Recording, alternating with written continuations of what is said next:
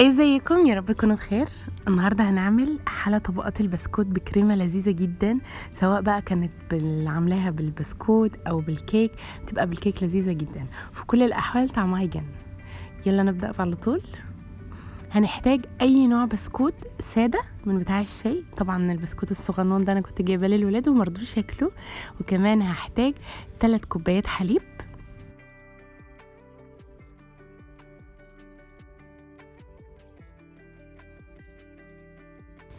وهحتاج كمان نص كوباية سكر، وكمان هحتاج معلقة نشا كبيرة كده، زائد معلقة كمان دقيق، تكون المعلقة كده بتاعت الأكل هرمية كده المعلقة. وكمان هحتاج صفارين بيض، وكمان كيسين فانيليا بقى، يعني نوعية كويسة كده عشان ريحة زفارة البيض كده وما تبقاش ريحة الكريمة زفرة.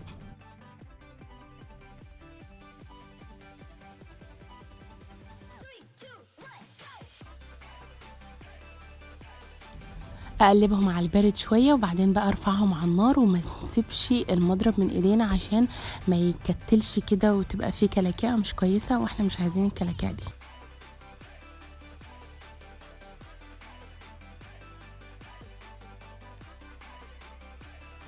بعد ما قوام الكريمه بقى مسك ووصل للمرحله دي، لو لقيتيه مثلا يعني سميك شويه معاكي، عادي ممكن تضيفي معلقه لبن كده وتشوفي القوام عامل معاكي ازاي.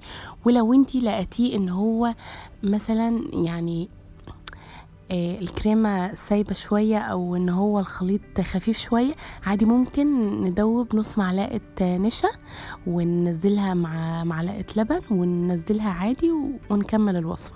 بعدين كمان هحتاج بقى 4 مكعبات جبنة وقطعة زبدة. احنا ممكن نستغنى عن خطوة الجبنة دي، بس انا بحب الخطوة دي جدا، بتخلي القوام كده، يعني مش القوام، طعم الكريمة لذيذ جدا، بيبقى شبه التشيز كيك كده، بس تشيز كيك اقتصادي جدا يعني.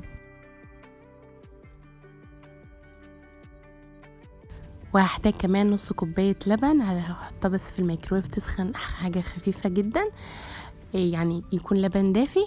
وكمان هحتاج معلقة يعني صغيرة كده قهوة سريعة الذوبان وندوبها. خطوة القهوة دي بتخلي البسكوت طعمه فظيع بجد.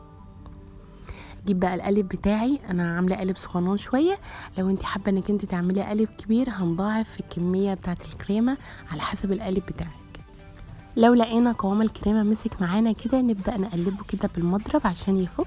بعدين بقى نبدا نجيب البسكوته بتاعتنا نحطها في الخليط اللبن والقهوه اللي احنا عملناه، ثواني بس صغيره كده، ونشيل على طول نحطه في القالب بقى. واحنا بنحط بقى الكريمه نحاول ان احنا طبقات الكريمه تكون متساويه، ويعني ايه، فردة صغنونة كده، يعني حاجة خفيفة قوي عشان تكمل بقية القالب، عشان ما نخلصش الكريمة ونضطر نعمل كريمة تانية. نخلص بقى الطبقات بتاعنا، طبقة بسكوت، طبقة كريمة، طبقة بسكوت، لحد ما نخلص القالب بتاعنا، بعدين نشوف هنعمل فيه ايه.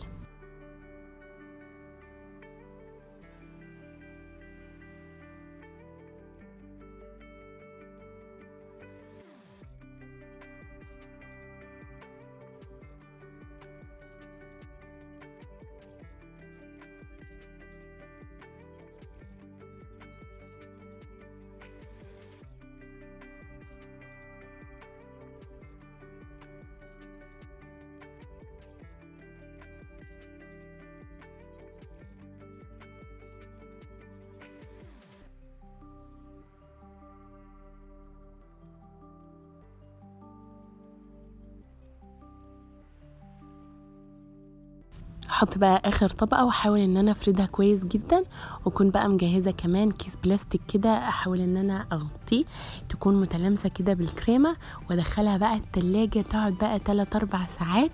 واحنا جايين نقدمها نرش بقى اي حاجه، يعني انا رشيت كاكاو خام، ممكن احنا نرش كاكاو محلى، ممكن سكويك، او ممكن كمان نعمل له جناش، لكن انا بحب كده الكاكاو الخام.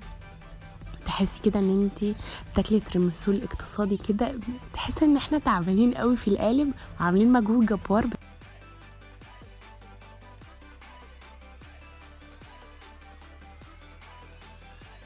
خلاص كده بقى، بعد ما متعنا نظرنا كده من القالب كده وشكل القالب الحلو، نبدا بقى نقطع قطع كده صغنونه، ونبدا بقى ندوق بقى الكريمه اللذيذه جدا بطبقات البسكوت الجامده جدا.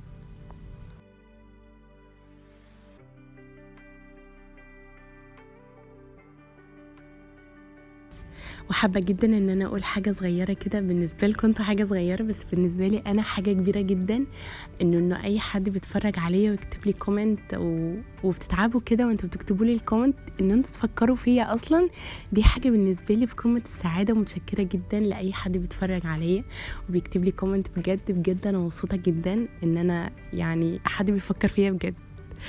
فكده لو الفيديو عجبكم ما تنسوش تعملوا لايك وتشتركوا في القناة وتفعلوا الجرس كمان عشان يوصل لكم كل جديد، واشوفكم على خير وباي باي.